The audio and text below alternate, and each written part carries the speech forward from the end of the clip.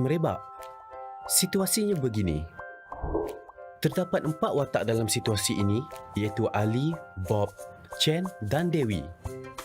Ali telah dijangkiti COVID-19. Ali mudah untuk dikesan kerana menunjukkan gejala jangkitan pernafasan. Ali keluar berjumpa Chen. Mereka bersalaman. Peluang untuk Chen dijangkiti sangat tinggi. Chen juga berpotensi menjangkiti orang lain. Ali dan Chen mudah dikenal pasti melalui pengesanan kontak, dikuarantin dan dirawat. Dalam perjalanan Ali untuk berjumpa Chen, Ali terbatuk ke arah Bob dan berlakunya jangkitan COVID-19 kepada Bob tanpa disedari. Masalah di sini, bagaimana untuk mengesan Bob dan kontak Bob? Bob dan kontaknya tidak sedar yang mereka telah dijangkiti dan berpotensi menyebarkan COVID-19 kepada orang lain walaupun tidak bergejala. Jika Bob dan kontak Bob mula menunjukkan gejala COVID-19 dalam tempoh 14 hari, mereka wajib ke pusat saringan serta mendapatkan rawatan. Rantaian jangkitan COVID-19 dapat diputuskan. Dewi pula hanya duduk di rumah membeli barangan keperluan atas talian dan berkomunikasi dengan rakan melalui alat telekomunikasi. Jika Dewi keluar rumah dan tidak mengamalkan langkah-langkah pencegahan, Dewi juga mungkin mendapat jangkitan.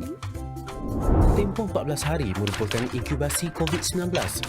Langkah pencegahan yang boleh diambil adalah kerap cuci tangan dengan sabun dan air atau gunakan hand sanitizer. Jarakkan diri sekurang-kurangnya 1 meter daripada individu lain.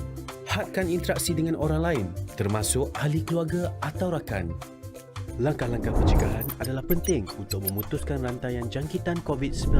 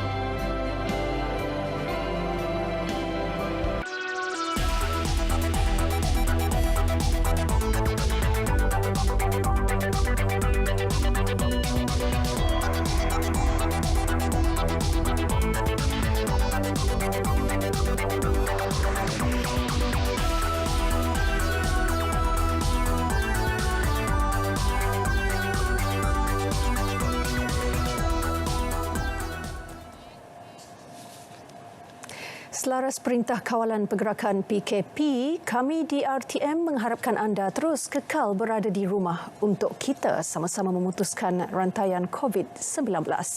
Salam sejahtera, anda sedang menonton Base Malaysia edisi Jumaat 24 April 2020 bersama saya Hazel Desmond.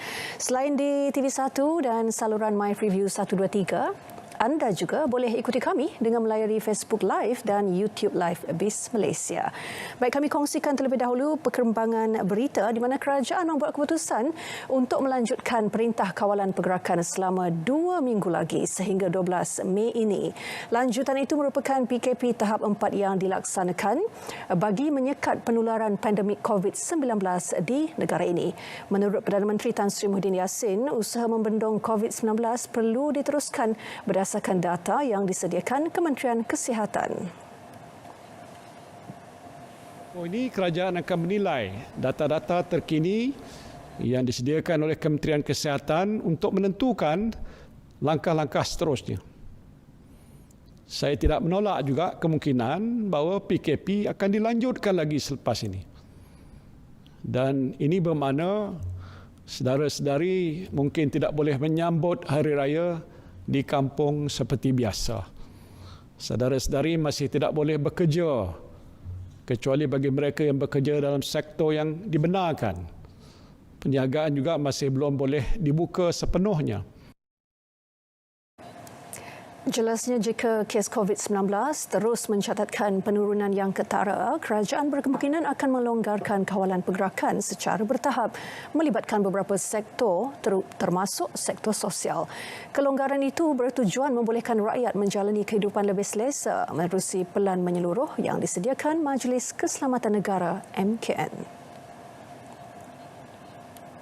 Sementara itu, Kementerian Kewangan dan Unit Perancang Ekonomi Jabatan Perdana Menteri telah diarah bagi merangka pelan pemulihan ekonomi jangka pendek, sederhana dan jangka panjang untuk merancakkan pertumbuhan ekonomi yang terkesan kerana COVID-19. Pelan pemulihan ekonomi itu pastinya penting bagi memastikan kegiatan ekonomi dapat bangkit pantas selepas tempoh Perintah Kawalan Pergerakan PKP berakhir.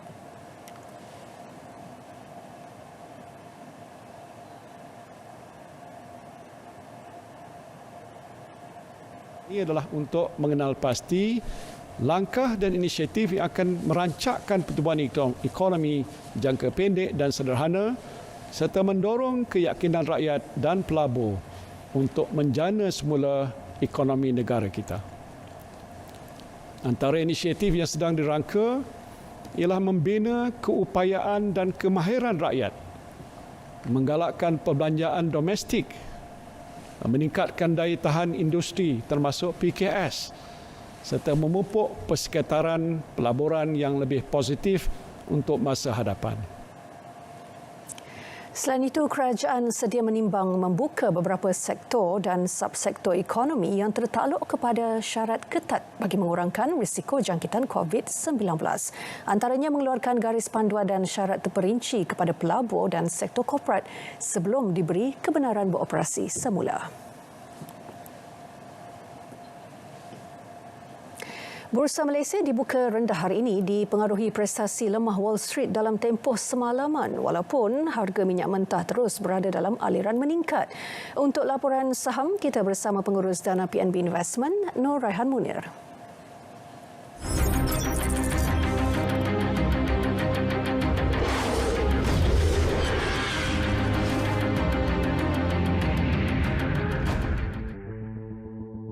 Pasaran saham tempatan dibuka rendah ekoran tekanan jualan ke atas saham-saham berwajaran tinggi setelah kerajaan melanjutkan Perintah Kawalan Pergerakan daripada 20 April kepada 12 Mei 2020. Selain itu, ubat antiviral COVID-19 iaitu Remdesivir juga dilaporkan gagal ujian klinikal secara rawat di China. Pada penutup 12.30 tengah hari, indeks komposit FBM KLCI turun 7.64 mata untuk ditutup rendah kepada 1,374. Pasaran berada dalam trend positif dengan kaunter untung mengatasi kaunter rugi pada kadar 387 berbanding 321. Sementara 1,203 kaunter kekal tidak berubah atau tidak diurus niaga. Secara keseluruhan, 30 saham komponen FBM KLCI menyaksikan 6 kaunter untung dan 24 kaunter rugi. Antara kaunter untung, Top Glove Corporation berhad, Harta Legal Holdings berhad dan Hong Leong Financial Group berhad. Manakala kaunter rugi, Nestle Malaysia berhad, Petronas Dagangan berhad dan DG.com berhad.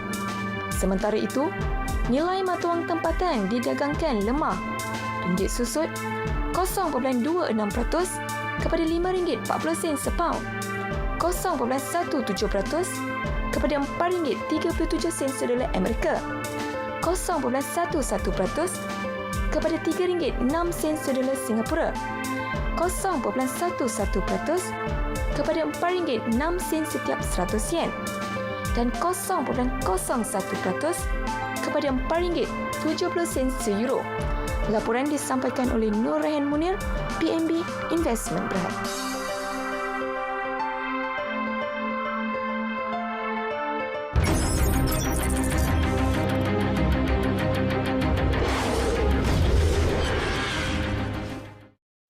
Assalamualaikum warahmatullahi taala wabarakatuh.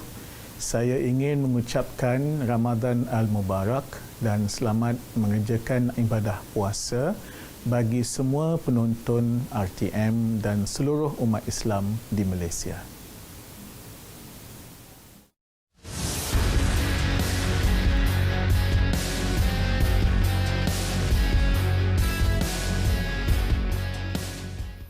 Sebagai langkah keselamatan untuk menjamin semua pekerja syarikat-syarikat yang dibenarkan beroperasi adalah bebas dari COVID-19, MITI akan bekerjasama dengan Kementerian Sumber Manusia menerusi Pertubuhan Keselamatan Sosial atau PERKESO di mana pekerja-pekerja diwajibkan menjalani saringan COVID-19. Majikan yang memohon untuk beroperasi perlu memastikan pekerja-pekerja menjalani saringan ini di lebih 3,000 panel klinik kesihatan PERKESO di seluruh negara mengikut garis panduan yang ditetapkan oleh KKM.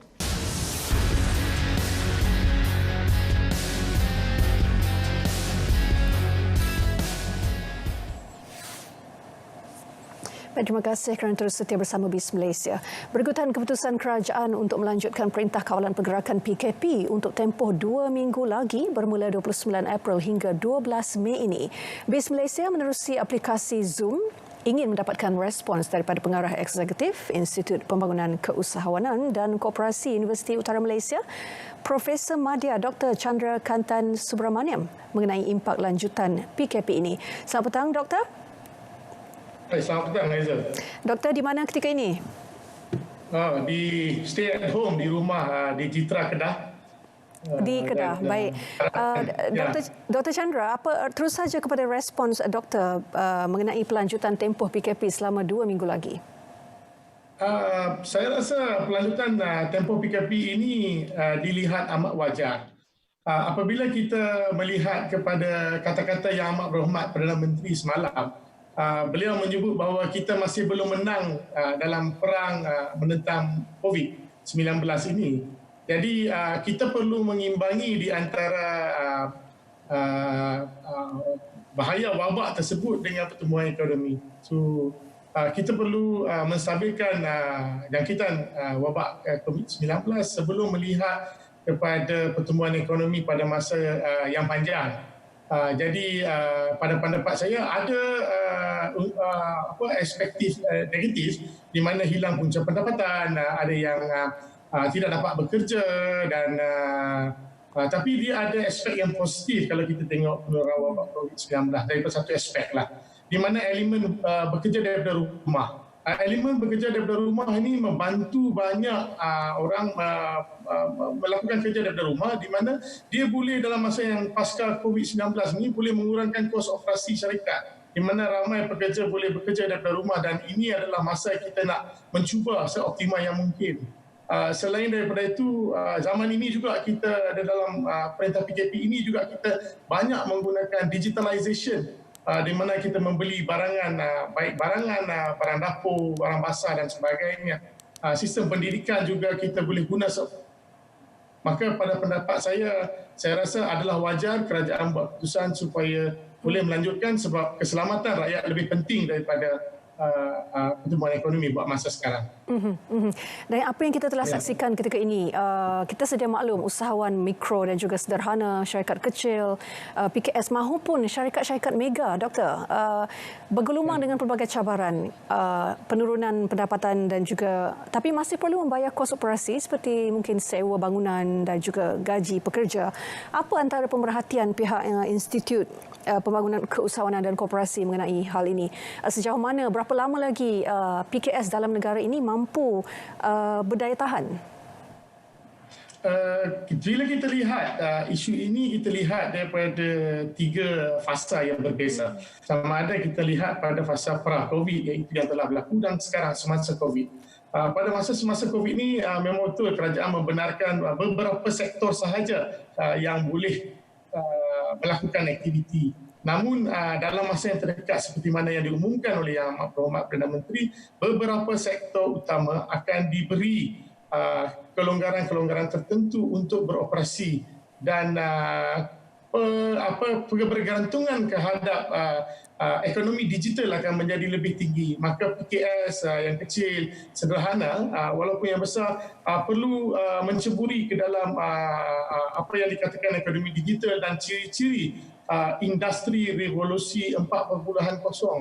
Kalau sebelum ini industri revolusi 4.0 bila dibicarakan, ramai yang mengambil sikap tunggu dan lihat. Hanya bandar-bandar besar yang mungkin menggunakan ekonomi digital, tetapi bandar-bandar luar bandar tidak menggunakan ekonomi digital.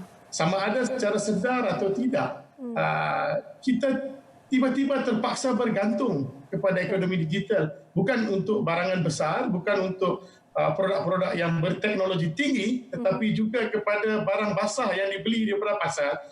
Sudah ada aplikasi yang kita boleh meminta orang menghantar sebab masyarakat mula risau untuk ke pasar dan sebagainya.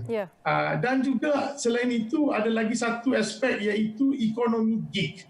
Ekonomi gig ini menggunakan kepakaran yang ada. Apa yang saya difahamkan di sini, ada pekerja yang hilang punca pendapatan.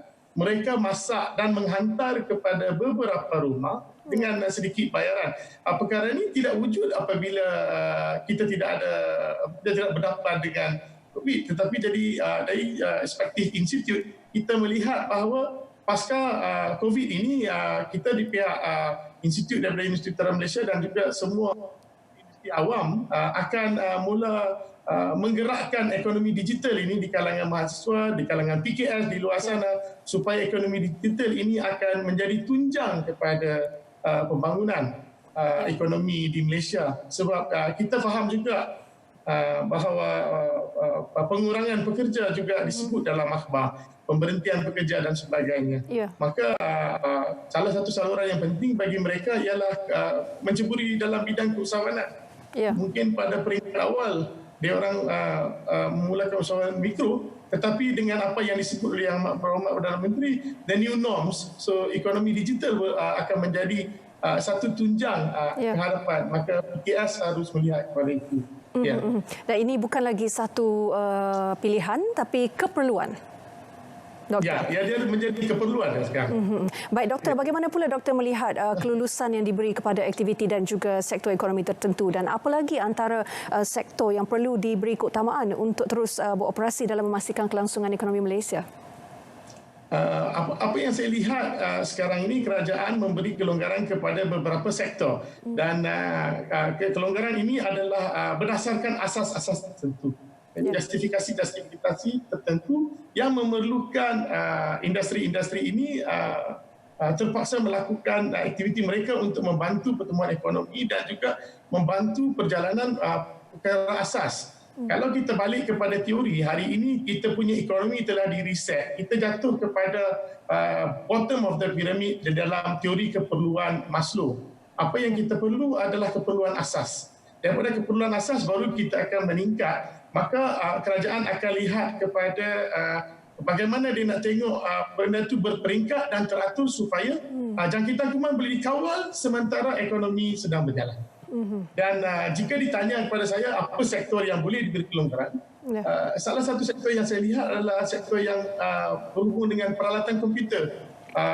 Pengajian peringkat tinggi, peringkat rendah, bekerja daripada rumah, kita memerlukan ink, printer, mesin cetak dan sebagainya. Jadi apabila kita tidak dapat perkara-perkara ini, dia kelangsungan kerja itu terbatas. Maka mungkin boleh bagi peluang untuk mereka beroperasi dalam beberapa jam dan sebagainya lah. Selain daripada itu, sistem rantaian untuk pengintaran barangan seperti food delivery dan sebagainya, mereka memerlukan kotak bungkusan plastik. Maka saluran rantaian itu perlu ada untuk memastikan kesinambungan kita dalam PKP ini. Kebanyakan perkara adalah terjaminlah di segi ekonomi dan hantaran. Dan kita perlu faham bahawa ini sudah minggu yang kelima kita di rumah, stay at home. Dan kita ada 3 minggu lagi. Kita perlu buka sektor yang boleh memberi minat kepada orang stay dekat rumah. So, pembukaan tempat seperti tapak semayan yang menjual benih bunga, pokok bunga. So, orang boleh buat hidroponik dekat rumah, tanam pokok untuk menghabiskan masa di rumah daripada keluar dan ingkar kepada pematuhan PKP. Ini adalah pendapat saya lah. Baik, Dr. Chandra Subramaniam, Pengarah Eksekutif Institut Pembangunan Keusahawanan dan Koperasi UUM. Terima kasih di atas buah fikiran yang dikongsikan. Ya, terima kasih. Baik, Base Malaysia berehat seketika, kembali selepas ini.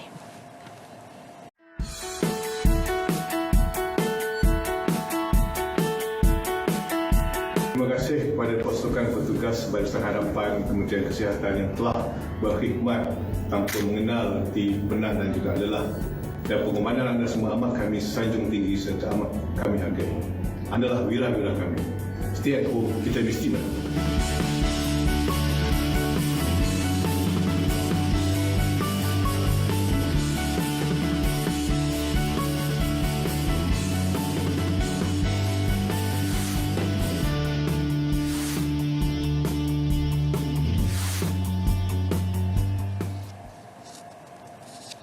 Ekonomi digital merujuk kepada suatu yang berdasarkan teknologi pengkomputeran digital dan dijangka menjadi cara perniagaan utama yang dijalankan pada masa depan.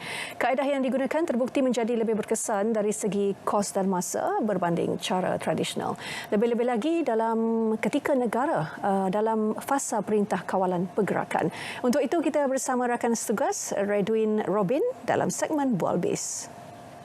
Assalamualaikum, terima kasih untuk anda yang terus bersama kami di rancangan Base Malaysia bersama dengan saya Ray Robin, dan kali ini tumpuannya sudah pasti kita ingin terus berikan penekanan kepada perniagaan dalam talian, kerana bukan sahaja sepanjang tempoh PKP ini ia bukan salah satu alternatif terbaik khususnya dalam golongan usahawan ataupun peniaga, tetapi ia juga merupakan salah satu kehendak pada waktu ini untuk terus maju ke depan, khususnya beralih daripada perniagaan konvensional kepada perniagaan dalam talian. Bersama dengan saya melalui video conferencing pada waktu ini iaitu Muhammad Zulutfi Abdul Razak, pelatih program usahawan digital, dan kali ini kita ingin memberikan tumpuan berkenaan dengan digital penampan ekonomi. Baik, ataupun lebih mesra dipanggil sebagai Coach Ijo bersama dengan saya pada waktu ini. Apa khabar Coach? Khabar baik, sihat alhamdulillah. Apa khabar Edwin? Sihat? Baik juga di sini. Saya suka dengan identiti Coach yang bertanjak ya. Terima kasih. Coach, kita nak tahu, kalau kita lihat sekarang ini, tumpuan utama sebenarnya bukan sepanjang PKP saja, tapi sebelum PKP ataupun sebelum kita menghadapi situasi sebelum ini pun, memang perniagaan dalam talian ini menjadi tumpuan oleh pihak kerajaan untuk diterapkan kepada golongan usahawan. Tak kira apa juga sektor yang mereka terajui ataupun mereka terokai, tetapi ini merupakan salah satu kehendak dunia pada waktu ini. Okey. Kita pun terima kasih Edwin, dan kita pun sedia maklum kan dalam tempoh beberapa tahun kebelakangan ni memang perniagaan dalam talian menjadi satu dah jadi bukan keperluan kepada mereka untuk belajar dan banyak dah ada kesedaran tentang pentingnya perniagaan dalam talian ya. Sebab apa? Sebab perniagaan dalam talian ni dia membantu dalam meluaskan lagi capaian kita punya dari sudut pemasaran ni boleh pergi kepada lebih banyak pelanggan, dan dia boleh meluaskan lagi branding sebuah syarikat itu sendiri. Terutama kebelakangan ni, apakah lagi bila berlakunya situasi PKP ini, saya melihat ada yang masih lagi bertahan dengan tidak menggunakan atas talian. Sekarang ini dia jadi satu keterpaksaan untuk nak tak nak tak boleh ni, selama ni orang datang kedai aku tak ada masalah, orang tahu je kedai saya kat mana. Tiba-tiba bila dia boleh datang walk in, tiba-tiba kali ni kedai tak boleh orang datang, so dah nak tak nak kena mula mengenali, mula mempelajari bagaimana perniagaan atas talian ni dijalankan dan bagaimanakah cara pelaksanaan dia. Itu yang satu kita melihat dulu sekadar kehendak, sekarang dah menjadi satu keperluan utama dalam pemasaran seorang usahawan lah. Berdasarkan pengalaman Coach sebagai pelatih dalam memastikan usahawan itu memahami apakah prinsip dan konsep usahawan digital ini, tentu ini juga merupakan salah satu cabaran khususnya bagi golongan kalau kita faham kepada golongan yang mungkin sudah lama berkecimpung dalam perniagaan, mereka ada kesukaran untuk memahami bagaimana beroperasi secara dalam talian berbanding kepada golongan usahawan yang baru, yang muda, golongan belia dan sebagainya. Ini bagaimana Coach dalam kita memastikan semua golongan faham operasi perniagaan dalam talian ini? Ya, contohnya macam kami melaluinya 4 tahun yang lepas, saya dilantik oleh MDEC. Dia memanggil kebanyakan trainer yang mengajar usahawan di luar sana bagaimana nak memperkenalkan usahawan-usahawan ni kepada dunia-dunia digital. Jadi kami turun padang. Jadi betul memang cabaran agak tinggi untuk kita bagi mereka pemahaman tentang dunia digital. Tinggal lagi bila sebut tentang usahawan, kita percaya mereka ada satu keinginan daya juang yang tinggi untuk survive, untuk pergi lebih jauh. Jadi apa yang mereka buat bila kita mengajar, mereka tetap berusaha untuk walaupun faham ke tak faham, dia akan cari jalan bagaimana nak faham. Itu yang kita lihat berdasarkan pengalaman face to face ni turun padang, dan kebanyakan kita kena ajar step by step, dan sehingga mereka dapat, bila dia dapat rentak, mereka boleh malah mereka lebih advance lagi daripada usahawan-usahawan yang belajar sendiri. Bila saya lihat perkara ini makin lama berevolusi dan mereka semakin selesa, dan berlaku pula situasi seperti ini. Situasi seperti ini pun lagilah terutama kepada orang yang mula tidak berfikir tentang pentingnya atas talian ni, mereka terpaksa push diri mereka untuk belajar. Ini juga merupakan waktu yang sesuai untuk kita terus memberikan didikan dan juga memberikan saranan, pada masa sama juga nasihat kepada golongan usahawan ini untuk terus memastikan mereka tahu, memahami dan juga mahir mengendalikan perniagaan dalam talian ini, dan juga kalau boleh perniagaan dalam talian ini mereka mahir pada peringkat awalnya dan akhirnya menjadi sebuah syarikat yang sepenuhnya secara total beroperasi secara dalam talian. Bagaimana? Okey, baik. So di peringkat ini adalah masa terbaik sebab kita ada banyak masa untuk restructure ataupun menjalankan kajian bagaimana nak tambah baik. Saya percaya semua perniagaan terkesan dengan situasi seperti ini sebab dalam situasi ini adalah dia perlukan, first kali adalah motivasi ataupun mindset.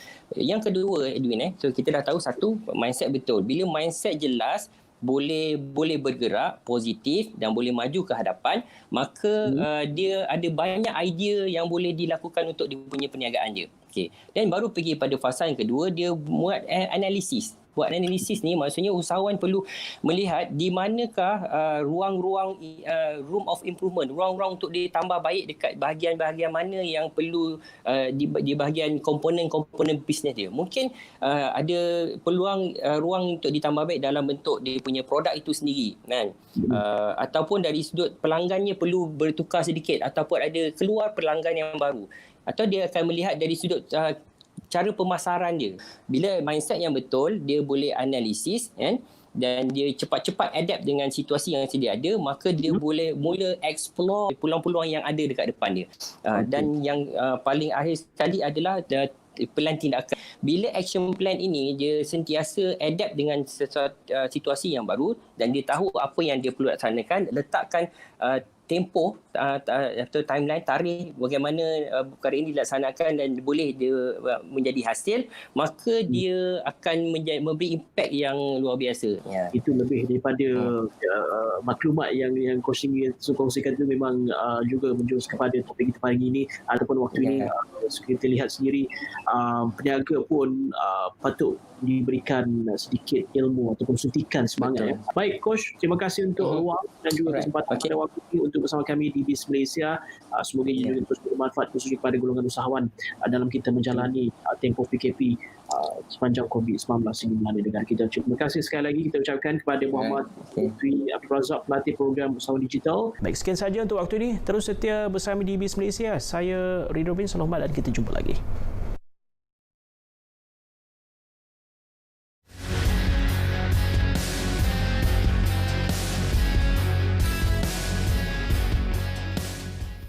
Sebagai langkah keselamatan untuk menjamin semua pekerja syarikat-syarikat yang dibenarkan beroperasi adalah bebas dari COVID-19, MITI akan bekerjasama dengan Kementerian Sumber Manusia menerusi Pertubuhan Keselamatan Sosial atau PERKESO, di mana pekerja-pekerja diwajibkan menjalani saringan COVID-19.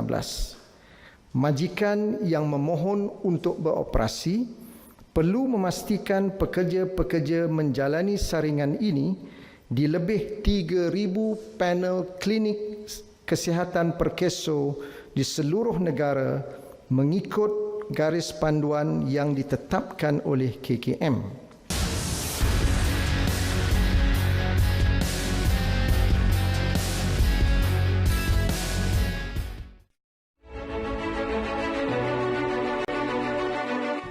Teruskanlah cekal, kuat dan bersemangat. Yakinlah kita akan dapat atasi dugaan ini bersama-sama. Stay at home, kita mesti menang. Stay at home, kita mesti. Stay at home, kita mesti menang. Pastikan penjarakan sosial, kita pasti menang. Break the chain, kita mesti menang. Break the chain, kita mesti menang. Lain-lainnya, kita mesti menang. Stay at home, kita mesti menang. Break the chain, kita mesti menang. Pada hal lainnya, kita mesti menang. Kita duduk rumah, kita mesti menang. Putuskan rangkaian COVID-19, kita mesti menang. Break the chain dan kita mesti menang. Rakyat Malaysia, patuhilah PKP, kita mesti menang. Patuhilah setiap arahan daripada pihak kerajaan. Tinggal di rumah, putuskan rantaian, kita mesti menang.